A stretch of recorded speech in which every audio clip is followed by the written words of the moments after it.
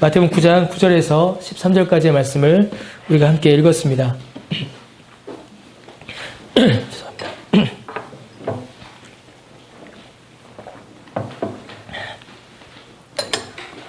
우리가 이제 지난주까지 예수님께서 행하신 그 기적의 기록들을 쭉 살펴봤습니다. 예수님께서 고치시고 또 살리시고 치유하시는 그 내용들을 우리가 살펴봤죠.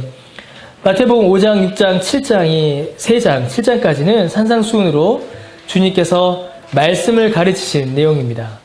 7장까지 말씀을 가르치신 주님께서는 이 8장에서부터는 이제 고치시고 살리시는 그 기적을 통하여 제자들을 가르치십니다. 말씀으로 가르치시고 고치시는 그 기적을 통하여서 가르치시는 것이죠. 이 기적들을 통하여서 우리는 두 가지의 질문을 계속 반복해왔고 그 두 가지 질문에 대한 답을 찾고 있었습니다. 바로 이제 예수님은 누구신가? 그리고 그 예수님이 무엇을 하셨는가? 예수님이 무엇을 하시는가? 이 두 가지가 8장까지의 내용이고 주제이고 또 복음서 전체의 주제다라고 할 수 있습니다. 이 두 가지, 예수님이 누구시고 예수님이 무엇을 하시는가? 이 두 가지를 설명하기 위해 주님께서는 많은 기적을 행하셨고 마태 역시 이 주제를 이 말씀을 기록하여 풀어가고 있습니다. 오늘 우리가 함께 읽은 본문은 바로 이 두 가지의 질문과 답, 곧 이 두 가지의 교훈을 마태가 자기 자신에게 지금 적용하고 있는 장면입니다. 예수님이 누구신가? 그리고 그가 무엇을 하셨는가? 예수님은 하나님이시고 그가 죄를 사하셨다라는 이 사실을 마태는 들어 알고 믿은 것이지요. 그리고 그 교훈을 자신의 삶에 적용하여서 실제로 그 말씀이 개인의 삶에 적용될 때에 어떠한 변화가 일어나는지, 어떠한 일이 일어나는지를 기록하고 있는 것입니다. 여러분, 우리가 지금까지 계속 말씀을 읽어왔고 말씀을 들어왔고 설교를 이렇게 나누어 왔습니다. 여러분, 이 말씀이 그리고 지금까지 우리가 살펴본 내용들이 여러분의 삶에 적용이 되고 있습니까? 그것을 좀 질문해 보고 싶습니다. 예수님이 누구신가? 예수님은 하나님이시다. 예수님 무엇을 하셨는가? 죄인을 구하셨다. 라는 이 두 가지의 주제가 과연 내 삶 가운데, 여러분의 삶 가운데, 우리의 삶 가운데에 적용되고 있냐라는 것입니다. 여러분, 여러분에게 예수님은 어떤 분이십니까? 나 자신에게 예수님은 어떤 의미를 가지고 있습니까? 여러분, 예수님은 여러분에게 어떤 일을 행하셨습니까? 예수님께서 여러분에게 주신 것은 무엇이며 여러분은 예수님을 어떻게 경험하고 있습니까?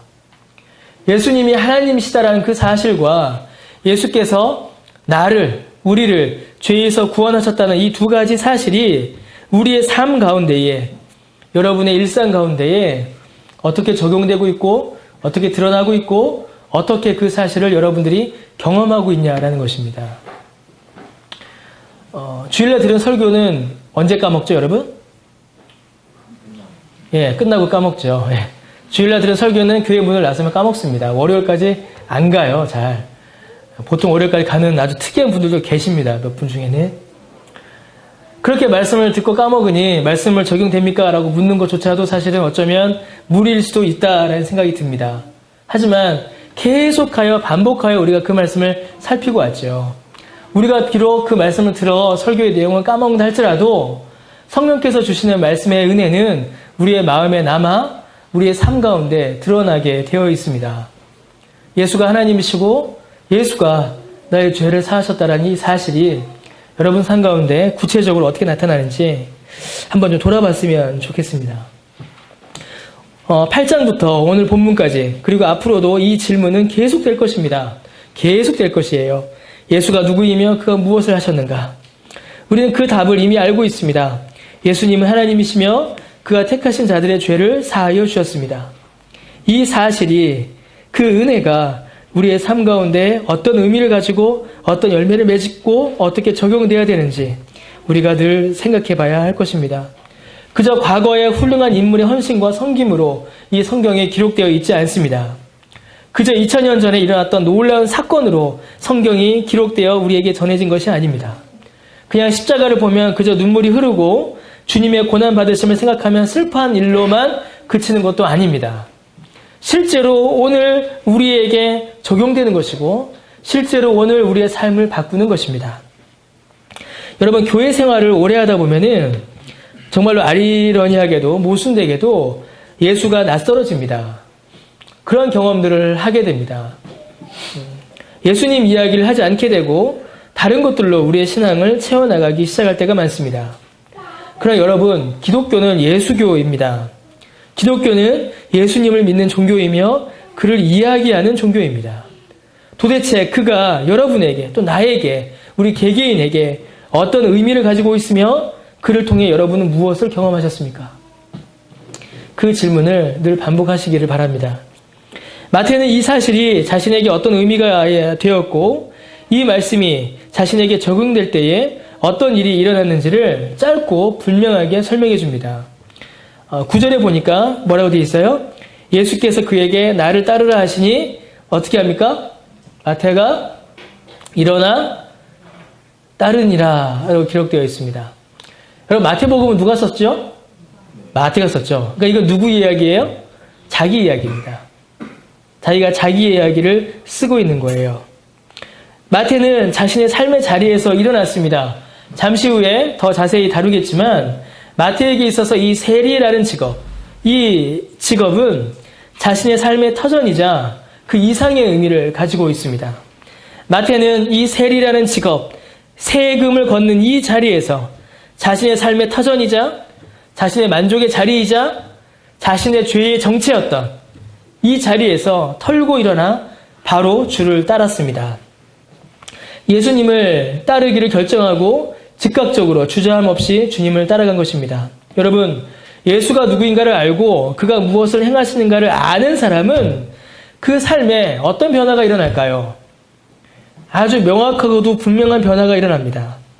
이 신앙의 교훈이 우리의 삶에 어떤 적용점을 낳을까요? 아주 분명한 적용점을 낳죠. 주를 따릅니다. 이게 가장 분명한 적용이요. 이게 가장 분명한 실천입니다.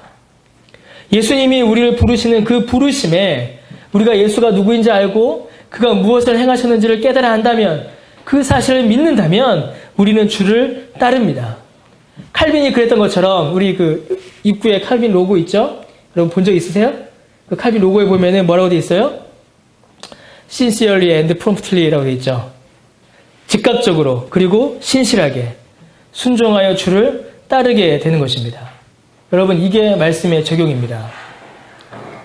가장 단순한 말씀의 적용이 뭐예요? 오늘 말씀 읽고 퀴퀴식이죠. 성경을 읽고 감동되는 구절이 있으면 줄 긋고, 야, 오늘도 주님께서 나에게 새 힘을 주셨네, 오늘도 화이팅. 이게 말씀의 적용이 아니라는 거예요. 그렇게 말씀을 적용하여 갈 수가 없습니다. 주가 누군지 알고 그가 무엇을 행하셨는지를 안다면 우리는 주를 따라야 합니다. 여러분, 이 말씀은 삶의 모든 형편들, 직업들, 생계의 모든 수단들, 가정과 친구를 전부 다 버리고 수도원에 들어가듯이 이 땅의 모든 산과 단절하라, 이런 말이 아닙니다. 삶의 목표와 방향, 내가 살아가는 그 이유가 바뀌는 것입니다. 예수의 부르심에 응답하여 주를 따르는 것이에요. 예수님을 따르는 삶을 직장에서, 예수님을 따르는 삶을 학교에서, 가정에서 살아가는 것이 바로 이 교훈의 적용인 것입니다. 단순히 기독론적인 어떤 지식을 가지는 것으로 그치는 게 아니에요. 내가 예수가 누군지를 알고 내가 예수께서 무엇을 행하셨는지를 알고 믿는다라고 한다면 우리는 예수를 따라야 합니다. 예수를 따르지 않고 세상을 따라 살아갔던 나의 직장, 예수를 따르지 않고 내 뜻을 따라갔던 나의 삶, 나의 학교, 나의 가정에서 이제는 예수를 따르는 가정으로, 예수를 따르는 직장 삶으로, 예수를 따르는 학교의 생활로 바뀌어야 하는 것입니다. 여러분, 마태에게 있어서 세리의 자리를 떠나 예수님을 따른다라는 것이 어떤 의미인지 그 내용을 자세히 좀 살펴보도록 하겠습니다. 여러분, 본문의 이 내용은 마가복음 2장 1절에서 12절, 누가복음 5장 17절에서 26절에 같이 나옵니다.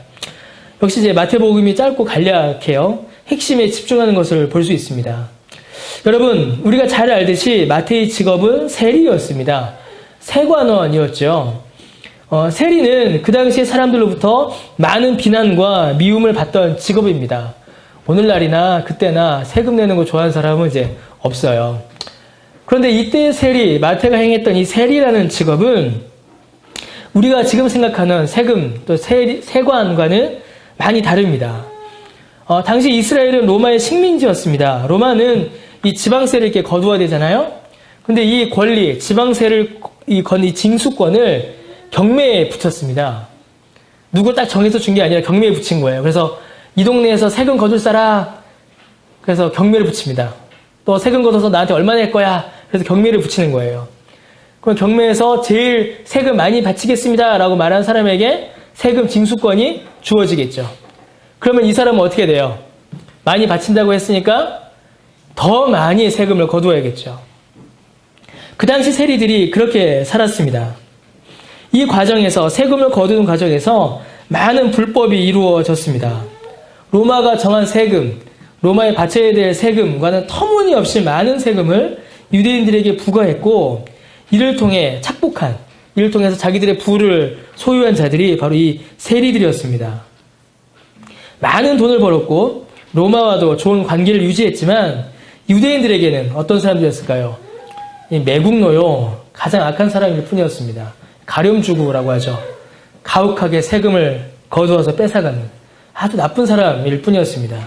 그러니까 이스라엘 공동체에서 이 사람들을 좋아할 리가 없죠. 그래서 어떻게 돼요? 그들만의 커뮤니티가 만들어지는 겁니다. 그래서 예수님과 식사할 때 누가 모여요? 세리와 죄인들이 모였다라고 하죠. 그러니까 세리들은 세리들끼리 놀 수밖에 없는 거예요. 이스라엘 사람들이 좋아할 리가 없는 것입니다. 세리들이 이렇게 사람들에게 미움을 받은 것은 이런 단순한 사회 정치적 이유 때문만은 아니었습니다. 그 외에 영적인 이유도 있었습니다. 로마는 유대인들의 관점에서 봤을 때는 뭐예요? 이방인이죠. 로마에서 봤을 때 유대는 식민지에 불과했지만 유대인들이 봤을 때 로마는 그냥 이방인입니다. 이방인은 유대인들이 부정하게 여겨 함께하지 않는 자들이에요. 근데 이 마태는 이 정통파 유대인인데, 마태는 이 정통파 유대인이 이 마태가 이방인을 위해 일한다라는 이 사실은 이 종교적으로도, 그리고 유대교의 율법을 따라서도 유대인들에게는 받아들이기가 매우 어려운 모습이었습니다. 어떻게 정통파 유대인이 이방인을 위해서 일할 수 있는가? 더구나 그의 이름이 가지는 의미가 있습니다. 이 마태라는 이름은 이 자체는 이제 하나님의 선물이라는 뜻입니다. 역대상 9장 15절에 보면 이제 마따냐라는 이름이 등장하는데 그 이름이 이제 바뀐 거예요. 그래서 마태라는 이름 자체가 이제 하나님의 선물이라는 뜻이에요. 부모가 아이를 낳았을 때 바라는 바를 이름을 통해서 알려주었는데 이 아이가 하나님의 선물이다라는 어떤 기대와 소망이 이 이름에 담겨 있는 것입니다. 하나님의 선물이 아니라 오히려 뭐가 됐죠? 이방의 재앙이 돼버렸죠. 마가복음에 보면은 이 마태의 다른 이름이 등장합니다. 마태의 다른 이름이 뭘까요, 여러분? 레위죠, 레위. 알페오의 아들 레위 이렇게 얘기하죠. 레위라고도 불렸습니다. 이 마태를 가리켜서 레위라고 부르는 이름은 이제 두 가지의 가능성을 생각해 볼 수가 있습니다. 하나는 이제 그가 레위 지파 사람이다라고 생각해 볼 수가 있어요. 그래서 이름을 이야기할 때 그 앞에 레위를 붙였다라는 것이죠. 만약에 그가 정말로 레위 지파 사람이었다면 이는 더 심각하고 끔찍한 일이 되고 맙니다. 레위 지파, 레위인들은 어디에서 일을 하는 사람들이에요? 성전에서 일하는 사람들이죠. 성전에서 제사를 돕고 하나님 백성들에게 하나님을 알려주고 거룩한 일을 감당해야 하는 자가 레위 지파요, 레위 사람들입니다.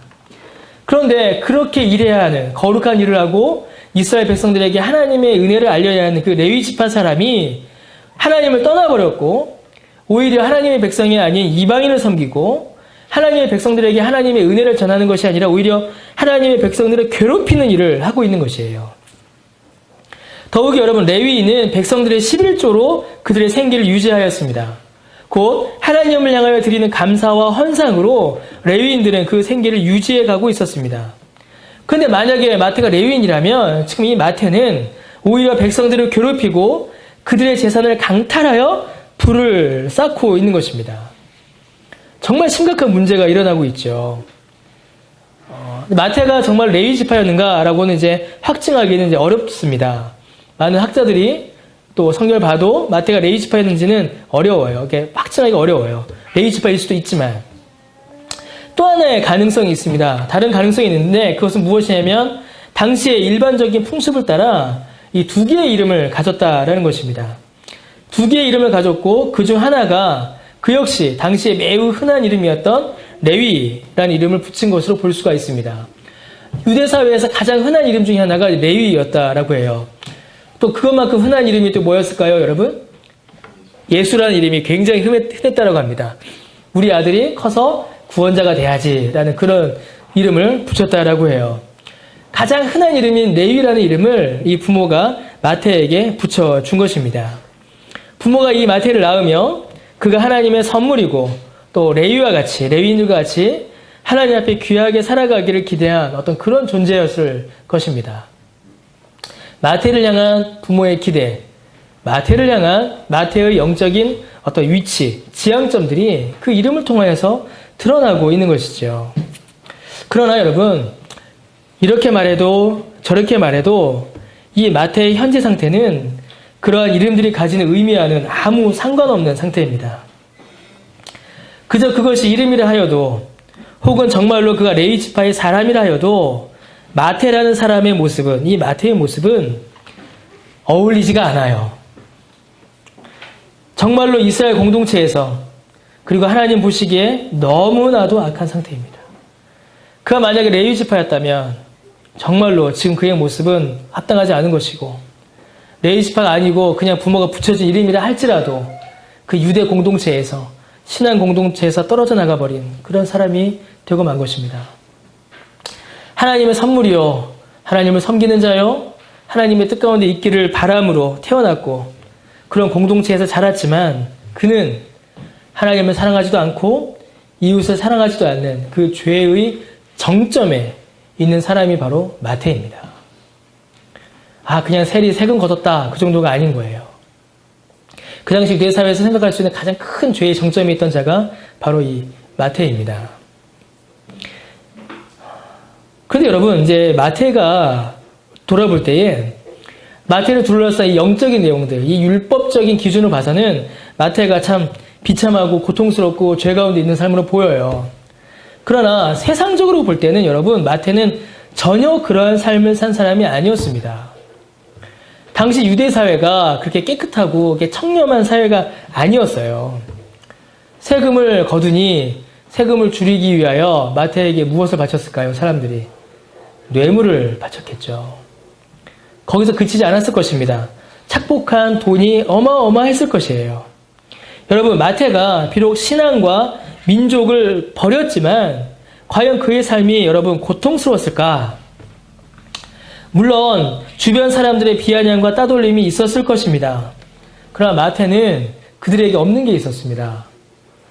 그 마태에게는 돈이 있었어요. 마태에게는 막강한 재력이 있었습니다. 여러분, 유대 사회가 갈라져 있었죠. 유대 사회는 우리나라도 뭐 친일파 있고 독립운동 하시던 분 계셨잖아요. 로마도 그 당시 이스라엘도 마찬가지입니다. 사두개인들, 유대인들 중에 사두개파를 중심으로 해서 이미 친로마파가 정권을 잡으려고 하고 있었죠. 친로마파가 있고 반로마파가 정치적으로 갈등하고 있었고 로마의 지배가 효과적으로 이루어지고 있었기 때문에 우리가 생각하는 것만큼 마태가 고통 속에서 살지 않았을 겁니다. 마태는 돈이 있었고 권력이 있었으며 자기와 같은 세리들이지만 그래도 친구들이 있었습니다. 하나님과 신앙의 공동체는 버렸지만 돈과 권력, 세상의 즐거움을 마음껏 누릴 친구들은 그에게 있었습니다. 여러분, 마태는 한 사람이지만 그 한 사람을 통하여서 이스라엘의 영적 붕괴를 우리가 살펴볼 수 있습니다. 우리의 영적으로 무너져 있는 우리 모습도 또한 살펴볼 수 있습니다. 여러분, 이스라엘은 그렇게 무너지고 있었습니다. 이스라엘의 일부의 사람들은 마태와 같이 마태처럼 세속적인 만족들, 권력과 부에 취하여 하나님을 버리고 신앙 공동체를 버리고 그저 그 안에서 즐기며 살아가고 있었습니다. 또 한 부류의 사람들이 있었죠. 오늘 나오는 바리새인들 같은 또 한 부류의 사람들은 율법에 취하여서 참된 신앙은 외면한 채로 그저 자신들의 율법 준수를 자랑하며 내가 율법을 지켰으니 나는 의인이다 라고 다른 사람들을 정죄하며 그렇게 살아가고 있었습니다.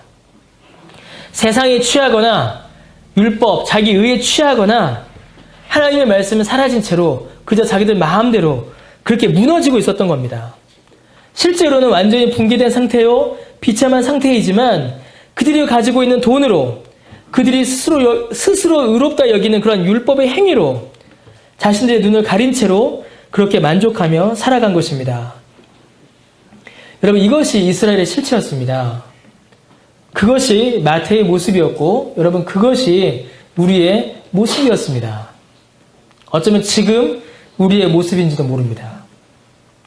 하나님과 교회, 신앙 공동체는 멀리 버려버리고 세상의 기쁨과 즐거움에 취해서 살아가는, 그러면서 이름은 그리스도인이요, 이름은 신자요, 이름은 마태요, 레위요 하지만 실제 삶은 하나님과 전혀 상관없는 그런 삶을 우리가 살아가고 있는지 모릅니다. 이름은 마태요, 이름은 레위요, 이름은 유대인이지만 이름은 그리스도인이요, 이름은 신자요 라고 하지만 하나님의 복음의 가르침, 주의 말씀에 순종하는 것은 접어버리고 그저 내가 가진 지식과 내가 가진 의와 내가 가진 행위를 자랑하며 살아가고 있는지도 모릅니다. 여러분, 그게 유대인의 모습이었고 마태의 모습이었고 오늘 우리의 모습입니다. 오늘 우리가 그렇게 살아왔었을 것입니다. 살아왔습니다. 여러분, 그런데 그때에 예수님께서 마태를 부르셨습니다. 그리고 마태가 그 부르심에 즉각적으로 응답하여 주를 따라갑니다. 일어날 수 없는 일이 일어난 겁니다. 그저 직업 때려치우고 주님을 따른 것이 아니에요. 지금까지 자신의 삶을 채우고 있던, 자신에게 만족을 주었던 것들, 심지어 조국과 민족을 배신하고 신앙의 공동체를 떠나고 부모의 모든 기대를 저버려서라도 내가 가지고 있다라고 유지하였던 그것을 다 버리고 지금 주 앞에 나온 것입니다. 여러분, 이게 어떻게 가능할까요? 이게 어떻게 가능할까요? 어떤 주석에 보니까 마태가 이미 그 전에 있었던 예수님에 대한 소식들, 말씀들을 다 들었을 것이다 라고 설명을 하고 있습니다. 그럴 수도 있어요. 그러나 여러분, 이 일은 사람의 힘으로 가능한 것이 아닙니다. 마태가 얼마나 끔찍한, 영적으로 얼마나 붕괴되었는가를 우리가 알면 알수록 이 시간 하나님께서 마태에게 부어주신 이 은혜가 얼마나 큰지를 우리가 또한 깨닫게 됩니다. 하나님께서, 성령께서 그의 심령에 그 순간 역사하셨기 때문에 이런 일이 가능한 것입니다. 사람의 본래적 자연적 상태에서는 이런 일이 결코 일어날 수가 없습니다. 우리는 우리에게 예수님이 필요하다는 사실조차도 우리의 원래 상태에서는 알 수가 없습니다. 우리의 자연적 상태는 예수님을 깨닫지 못해요. 구하지 않습니다. 하나님께서 특별한 은혜를 마태에게 주신 것입니다. 그가 자신을 죄에서 구원하실 하나님이시다, 예수가 나의 죄를 구원하신다는 사실을 마태가 그 순간 깨달아 믿은 것이지요. 그런 마태를 주께서 부르셨다면 우리도 하나님께서 부르지 않으실 이유가 없고 우리도 그 부르심을 받아 이 자리에 앉아 있는 것입니다. 무너져버린 우리를 주님께서는 부르시고 고치시고 그의 백성으로 삼으신 것입니다. 여러분, 마태가 주님을 따르기로 하고 그 다음에 취한 행동들이 또 중요한 의미를 가지게 됩니다. 주님께서 이제 마태를 부르시고 마태는 주님을 따르지요. 그런데 마태는 그 이후에 어떤 일을 행하게 되냐면 10절에 보니까 마태는 예수님을 자신의 집으로 모십니다. 죄송합니다.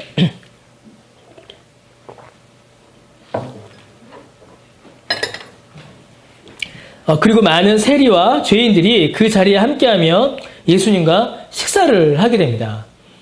마태가 예수님을 집으로 모시고 예수님께서는 그 집에 가시고 또 그 집에 있던, 그리고 그 집에 찾아온 세리와 죄인들과 함께 예수님께서 식사를 하시죠.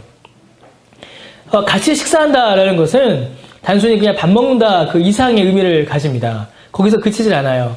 특히 유대 사회에서 같이 식사한다라는 것은 당신과 내가 같습니다, 당신을 나의 친구로, 나의 공동체로 맞이하겠습니다라는 이제 그런 의미를 가지게 됩니다. 그래서 성경에 보지 그런 내용들이 많이 나오죠. 이걸 보고 옆에 있던 바리새인들이 이를 보고 제자들에게 이제 힐문합니다. 이제 비난하는 것이죠. 어떻게 너희 선생님은 세리와 죄인들과 함께 하느냐?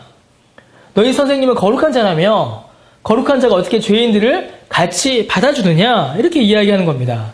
율법에 보면 부정한 자들, 죄인들과는 함께 식사를 하지 않는 것은 물론이고 심지어는 그들이 앉았던 자리에도 앉지 않고 그들과는 말도 섞지 않는데 그들과의 모든 사귐과 교제를 끊는데 어찌하여 너희 선생님은 죄인들과 함께 하느냐?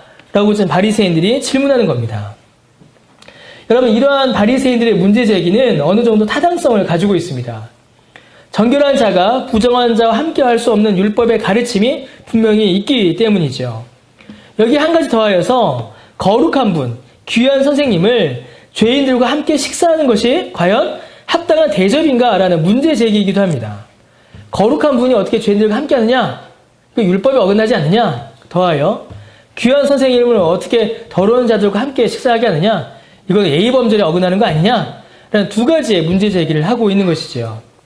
예수님을 참으로 존경하고 사랑한다면, 그의 가르침을 참으로 귀하게 여긴다면 그에게 좋은 것, 거룩한 것, 구별된 것을 드리고 그런 자리를 만들어 드려야지 어떻게 죄인들과 함께, 좀 심하게 이야기하면 거룩하신 분을 어떻게 시궁창 속에 두는 것이 합당한가? 라는 문제 제기를 하고 있는 것이죠. 사실 이러한 바리새인들의 문제 제기는 자기 자신들에 대한 평가가 전제되어 있습니다. 즉 자신들은 정결하고 율법을 잘 지키는 의로운 사람들이다라는 것이 이제 전제되어 있는 것이죠. 그래서 우리는 저 더러운 죄인들과는 함께하지 않겠다. 우리는 정결해서 저들과 함께하지 않는데 어찌하여 예수는 너희 선생님은 거룩하다라고 하면서 그들과 함께하느냐라고 이렇게 정죄하고 있는 것입니다. 저들은 죄인이고 저들과 함께 식사하는 예수도 깨끗한 자가 아닐 것이다 라는 정죄와 판단이 그들에게 있는 것이죠. 왜 예수님께서는 이 죄인들과 함께 식사를 하시는가? 그리고 예수님께서도 분명히 부정한 자들과 함께하는 것이 부정이 옮겨오는 것임을 분명히 아시면서도 왜 그들과 함께 하셨는가? 그 이유를 이제 우리가 알아야 합니다. 이 장면을 이제 다시 살펴볼 필요가 있죠. 여러분, 이 장면은 마태가 예수님을 시궁창 속으로 끌고 들어간 것이 아닙니다. 정확히 이해를 해야 됩니다. 마태가 예수님을 시궁창 속으로 끌고 들어간 것이 아니라 예수님께서 시궁창 속으로 들어가신 겁니다. 다릅니다. 죄인들이 예수님을 끌어들인 것이 아니라 자기들에게로 예수님께서 죄인들 속으로 들어가신 겁니다. 여러분, 가장 높고 거룩하신 그분께서 억지로 그 죄 안으로 끌려 들어가신 것이 아니라 가장 높고 거룩하신 하나님이신 그분이 스스로 낮아지셔서 그 죄인들 속으로, 그들 안으로 들어가신 겁니다. 왜 그럴까요?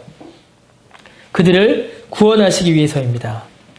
여러분, 주님께서는 죄인들을 구원하시기 위해 이 땅 위에 태어나셨고 사람과 같이 되셨습니다. 그러니 예수님께서 죄인들에게 간 것은 당연한 일이죠. 여러분, 바리새인들의 문제 제기는 일면 타당하다라고 말씀을 드렸습니다. 왜냐하면 부정한 자와는 함께하지 않아야 합니다. 그것이 율법의 명령이고 그것이 옳습니다. 왜 그럴까요? 이 율법과 이 율법의 규례, 이 정결례라고 하죠. 부정한 자들과 함께하지 않는 이 율법은 여러분 사람에게 적용되는 것입니다. 사람에게는 이 율법이 옳아요. 사람은 죄를 가까이 하게 되면, 죄와 접촉하게 되면 어떤 일이 벌어질까요? 죄에 물들어 버립니다. 그래서 부정한 것을 닿지 말라라고 하는 겁니다. 죄와 함께하는 순간 사람은 죄에 오염되어 버립니다. 왜 그럴까요? 사람은 자신의 죄조차 해결하지 못하기 때문입니다. 사람은 자기 자신의 죄조차 해결하지 못해요. 그런데 그런 연약한 존재가 다른 사람의 죄를 어떻게 해결할 수가 있겠습니까? 더욱이 사람의 본성은 죄를 사랑합니다. 어느 누구도 억지로 두려움에 떨며 죄를 짓는 사람은 없습니다. 스스로 원하여 즐거워하며 쾌락에 빠져 스스로 죄를 지어요. 그런 인간이 죄에 접하게 될 때에 어떻게 돼요? 그 죄는 사라지는 것이 아니라 그 죄는 오염되고 그 죄는 확장되고 그 죄는 사람을 삼켜버리게 되는 겁니다. 그래서 율법은 부정한 것, 죄와 함께하지 말라라고 가르친 겁니다. 부정한 것에 손을 대면, 죄에 가까이 되면 죄가 해결되고 죄가 없어지는 것이 아니라 오히려 죄가 나를 삼킨다라는 것이죠. 여러분, 우리의 삶을 돌아와도 이것이 분명함을 우리가 알 수 있습니다. 술자리 한 번, 두 번 피하면 어떻게 되죠? 피할 수는 있어요. 한 번, 두 번, 세 번 피할 수는 있습니다. 그러나 네 번, 다섯 번, 여섯 번 반복되면 반복될수록 물만 마시다가 사이다만 마시다가 한 잔만 하다가 한 병만 하다가 1차만 하다가 이렇게 되는 거예요. 점점 죄에 가까이 할수록 우리는 죄에 더 많이 오염됩니다. 그래서 사람의 모임은 뭐의 모임이에요? 혹시 아세요? 사람의 모임은 죄의 모임이다 라고 말합니다. 그게 어디에서 가장 분명히 드러날까요? 교회에서 가장 잘 드러납니다. 죄 용서한 받기 위하여 모였고 구원받은 자들의 모임이다 라고 말하는 이 교회조차도 사람이 모이면 그 안에 뭐가 일어나요? 죄와 분열이, 미움이 일어납니다. 사람과 사람이 모여 죄를 접하게 되면 그 죄가 더욱더 커질 뿐입니다. 그래서 부정한 것을 만지지 않고 죄인과 함께 하지 말라라는 이 율법과 규례는 사람에게 타당한 것이요, 옳은 것이에요. 그럼 이 바리새인들은 예수님을 지금 뭐로 보고 있는 거예요? 사람으로 보고 있는 것이죠. 예수님을 사람으로 보고 있는 겁니다. 바리새인들은 예수님이 하나님이시요 예수님이 죄를 사하시는 분이시다라는 사실을 알지 못하는 겁니다. 여러분, 예수님은 죄를 사하시는 하나님이십니다. 예수님께서 사람과 같이 되신 것은 우리의 죄를 사하기 위함이시지, 그가 사람과 같이 되었다고 하여 우리처럼 죄를 이기지 못하고 죄에 오염된다라는 말이 결코 아닙니다. 여러분, 주님은 죄 가운데 오사 죄를 멸하시는 분이십니다. 우리는 죄 가운데 가면 죄에 오염되지만 주님은 죄 가운데 오사 죄를 멸하십니다. 바리새인들은 예수님이 죄를 사하시는 하나님이라는 사실을 알지 못한 겁니다. 그저 자신과 같은 인간으로 본 것이지요. 세리와 죄인들의 모임이야말로 예수님이 정말로 필요한 모임이었고, 그곳이야말로 예수님께서 정말로 가기 원하시는 곳, 만나기 원하시는 사람들의 모임이었습니다. 여러분, 사람이 나병을 만지면 어떻게 됐어요? 나병이 옮았죠. 그러나 주님이 나병을 만지시면 그 나병이 치유되었습니다. 사람이 죄와 관계하면 죄가 더해지지만 주님께서 죄인과 함께 하시면 죄인이 사함을 받고 죄를 이깁니다. 사람이 죽음을 대하면 죽음의 두려움에 사로잡히지만 주님이 죽음을 대하시면 죽은 자가 살아납니다. 여러분, 마태는 이를 믿은 겁니다. 마태는 이걸 소망한 것이에요. 여러분, 우리는 누구입니까? 우리는 어떤 사람들입니까? 여러분, 우리는 마태입니까? 세리와 죄인들 중에 하나입니까? 아니면 바리새인입니까? 마태와 세리와 죄인들은 주님이 필요한 자들입니다. 주님께 치료받아야 하는 자들입니다. 주님께서 찾으시는 자들이며 주님이 이들을 위하여 오셨습니다. 여러분, 그러나 바리새인들은 주님이 필요하지 않았습니다. 그들은 주님을 필요로 하기보다는 자신의 의의를 자랑했습니다. 주님 앞에 자신들의 죄를 인정하고 죄사함의 은혜를 구하기보다는 어떻게 했어요? 오히려 다른 사람들의 죄를 정죄하고 평가했습니다. 그들 역시 그 자리에서 주의 은혜를 구해야 하고 그 은혜를 받아야 하는 사람들임에도 불구하고 그들은 오히려 예수님을 평가하고 다른 사람들을 평가하고 정죄하고 있는 겁니다. 자신들도 온갖 오물을 뒤집어 쓴 더러운 죄인임에도 불구하고 세리와 죄인들을 향하여 손가락질하며 비아냥대며 조롱하고 있었던 겁니다. 여러분, 우리는 바리새인들이 아닙니다. 그렇게 되어서도 안 됩니다. 근데 왜 자꾸 이렇게 우리가 바리새인 흉내를 낼까요? 다른 사람의 죄를 평가하고 판단하고 정죄하는 일은 여러분 우리의 일이 아닙니다. 우리에게 필요한 일은 주님 앞에 나와 병을 치료받는 것입니다. 내 더러움을 주 앞에 내려놓는 것이고 내 연약함을 주 앞에 고백하는 것입니다. 주님은 의사이십니다. 그리고 우리는 그분에게 치료받지 않으면 결코 회복될 수 없는 환자들입니다. 여러분, 병원에 와서는 의사는 필요 없고 내가 스스로 치료하겠다는 환자, 병에서 치료받을 수 있을까요? 병원 와서 치료받으면서도 의사를 신뢰하지 못하는 환자, 의사의 처방을 받아들이지 않는 환자, 의사의 처방이 마음에 안 든다고 직접 평가하고 받아들이지 않는 환자, 치료받을 수 있겠습니까? 병원 와서는 자신도 죽을 병에 걸려 당장 죽을 것 같은 상황이 있으면서 다른 환자를 평가하고 진단하고 치료하여 주는 그런 환자, 여러분 이런 환자들이 과연 바른 치료를 받을 수 있을까요? 바리새인들이 이런 환자들입니다. 자신도 죽을 병에 걸려 죽어가면서도 치료법을 거부하고 치료하러 오신 분을 밀어내고 자신도 죽어가면서 다른 사람들을 향하여 정죄하고 판단하고 평가하고 틀린 치료법을 처방하는 그 환자들이 바로 바리새인들이었습니다. 우리도 그런 실수를 범하기가 쉽습니다. 우리는 먼저 우리의 모습을 돌아봐야 합니다. 여러분, 주님은 형식만 남은 제사를 받지 않으십니다. 오늘 말씀이 그러시죠. 죄를 사하는 하나님의 긍휼은 사라지고 그저 자신의 열심과 재물만을 자랑하는 그런 제사를 주님께서는 받지 않으십니다. 여러분, 우리의 예배도 돌아봐야 합니다. 우리의 죄를 사하시는 하나님의 긍휼을 바라고 감사하고 그것을 증거하는 예배가 아니라 그저 열심과 형식만을 자랑하는 그런 예배는 하나님께서 받지 않으십니다. 그런 우리의 신앙생활 하나님께서 기뻐하지 않으십니다. 여러분, 모든 사람이 죄를 범하였고 모든 사람이 타락하였으니 모든 사람이 죄의 비참함과 고통 가운데 있습니다. 그래서 예수가 필요하지 않은 사람은 한 사람도 없어요. 그 구원의 은혜를 받지 않고도 살아갈 사람은 아무도 없습니다. 예수께서 고쳐주지 않아도 건강하게 살아갈 수 있는 자는 한 명도 없습니다. 여러분, 주님께서는 스스로 나는 의인이니 예수가 필요하지 않다라고 말하는 자들을 위해 오지 않으셨습니다. 내가 알아서 구원을 이룰 수 있습니다. 내가 알아서 하나님 알 수 있습니다. 내가 알아서 신앙생활 할 수 있습니다. 라고 하는 자들을 위해서 오지 않으셨습니다. 어떤 사람들의 주장처럼 구원의 모든 조건들, 구원의 모든 기준들은 사람들이 다 이루어 놓으면 예수님께서는 마지막에 최종 결제 도장만 찍어주시는 그런 분이 아니십니다. 사람이 다 진인사 대천명이라고 하죠? 아닙니다. 구원은 진인사 대천명이 아니에요. 사람이 자기 할 일을 다 해놓고 예수님께서는 그래 너 통과라고 도장만 찍어주시는 그런 분이 아니십니다. 예수님은 오셨고 구원의 모든 일을 이루시며 죄를 이기셨고 의를 이루심으로 우리에게 구원의 은총을 베푸시는 분입니다. 그가 구원을 이루셨고 그가 구원을 주셨으며 우리가 구원 얻는 방법조차도 주께서 주시는 우리의 구원의 전부이십니다. 그가 예수 그리스도이십니다. 여러분, 저 개인적으로는 이 마태복음 강해를 시작하며 정말로 빨리 설교하고 싶은 본문이 있었는데 바로 오늘의 본문입니다. 마태복음 1장, 오늘이 51번째예요. 다음 주는 52번째, 1년을 채웠습니다. 벌써.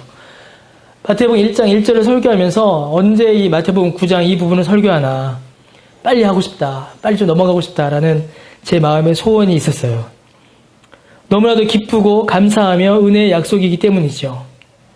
이 말씀보다 우리의 심령을 위로하며 소망을 주는 말씀이 또 어디에 있겠습니까?